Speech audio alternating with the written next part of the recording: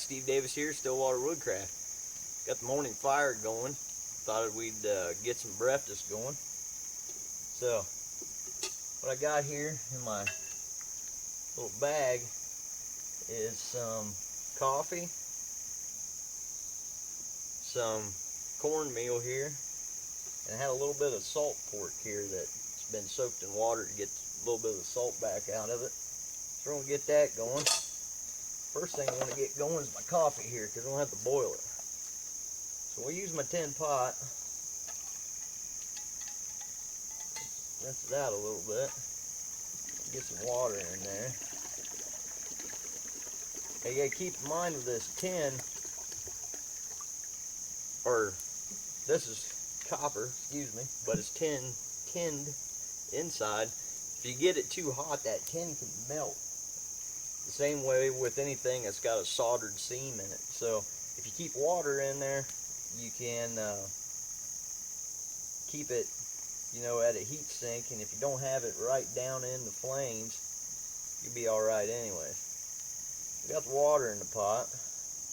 This is some coffee that's already been roasted and ground, and I'm just going to dump some right in there, just like that. So my camera angle ain't that great. Just coffee grounds dumped right in. Okay, now I have a lid made for my kettle here. There's actually a period painting. Oh, I can't remember where I seen it right now. But anyways, there's a large kettle sitting there with a lid made very similar to this. So this also helps this boil a lot quicker.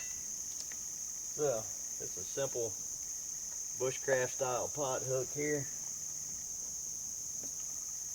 We'll get that set down there in the heat, get her boiling. Okay, got the coffee on. What I'm going to do with this cornmeal is make a real simple bread. Now, this cornmeal I have is not the cornmeal you buy in the store. This cornmeal was sweet corn that was grown in my garden. I dried it out and then ground it. The cornmeal you buy in the store is not the same thing because it's processed a different way, and it's not the whole kernel ground into cornmeal. It's just the meal of the corn.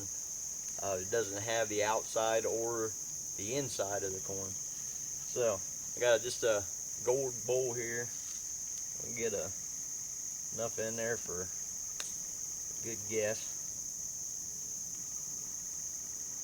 The nice thing about cornmeal is we can make a simple flatbread with it. We can soak it overnight and make a fried mush with it. We can use it to thicken soups and stews. We can bread meat with it. So it's a good thing to carry. Just going to make a little divot in there and add just a little water here. Okay, get my cornmeal in there, just a little water added.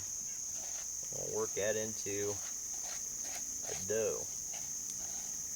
I'll add a little water at first, and then if you need more, add it, because it's a lot easier to put in than to take back out. This could use just a little more. If you have something you want to throw in this, like some nuts or berries or anything like that, even some jerk would be good in there. You could do that also.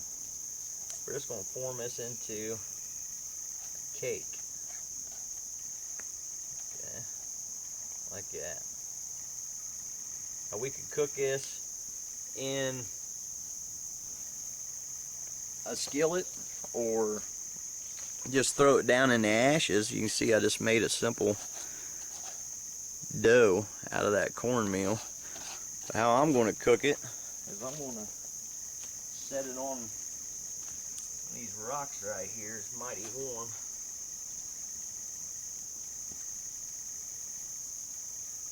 As this cooks, that corn will soften up. I'm going to take a little cornmeal and excuse me, throw it down on that rock just to kind of keep this from sticking. I'm just going to sit that right there on that hot stone to cook. clean that off my hands a little bit. So got my salt pork in the skillet. This is not a period correct skillet by any means, but it's what I'm going to use. I want to just kind of tin this while the rest of it gets going here. So this ought to shape up to be a pretty good breakfast. It's all pretty easy to carry in and make. I wouldn't need a skillet to cook this meat, obviously. I can just skewer it or wait till the coffee's done and throw it in that pot and cook it. However, but since we're here at camp, I have it. I'm going to use it. So let's get this cooking and we'll get back to it. Alright guys, while this is cooking, let's take a look real quick at these little bags that I made up to carry foodstuffs in. This is the one my cornmeal's in. You notice it's just a simple linen bag made out of some scraps I had left over from making shirts and stuff. It's a square folded over in half, sewed up one side. I get it untied here, and then folded over at the top and sewn so a drawstring could go through it. Nothing fancy at all.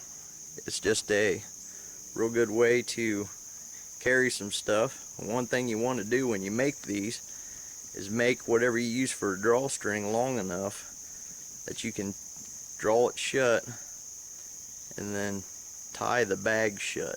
That way you don't pull your cook kit off the bottom of your bedroll and everything's laying in the bottom of the cook pot.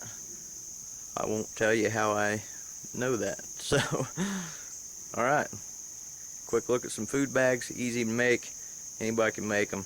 You ought to make about 4 or 5 of them, I say. I have one for everything separate and then one everything goes in. So there you go guys, we'll get back to cooking. Alright, my pork got done first as I assumed, so it made a pretty good mess of grease in this skillet. So what I did was pulled my cornbread off of the stone, put it down in that grease, and I'm going to finish it that way. Give it a little bit of that grease down in there, getting it over here. I don't want it in too hot of a spot, but a hotter spot, I guess, than where it was.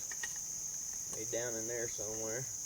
Just set the salt pork off here on a stone to keep it warm while the coffee and the bread get done. Alright, so our coffee's boiling. Now, how long you boil this is going to make it all depend on how strong it's going to be, because you're going to boil more out of the grounds and you're going to lose water. So depending on how strong you like your coffee, you're just going to have to experiment a little bit and figure out how long to boil it.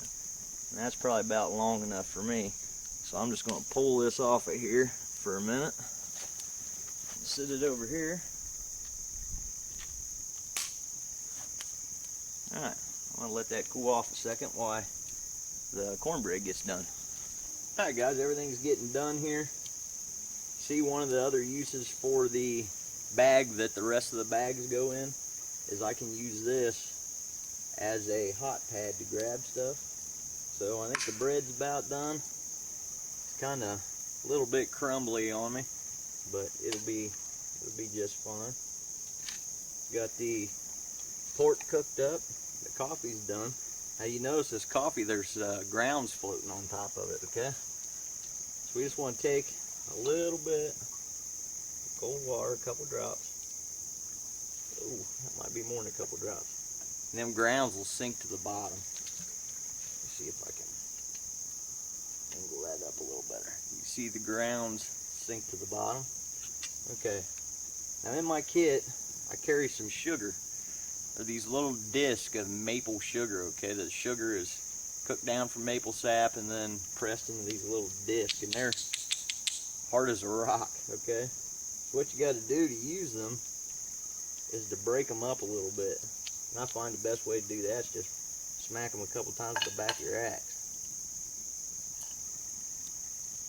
And you can break them into smaller pieces. I put them in the bottom of my cup, and then I pour my coffee. Now them grounds are still in there, so you want to pour it off the edge. I found is the best. That'll help melt the rest of that maple sugar. And hopefully you can keep more of the grounds in the bottom of the pot. So, I'm going to enjoy some salt pork cornbread and a cup of coffee with some maple sugar this morning. I thank you guys for joining me. I thank you for all your comments, all your views, all your support. I'll see you on the next one.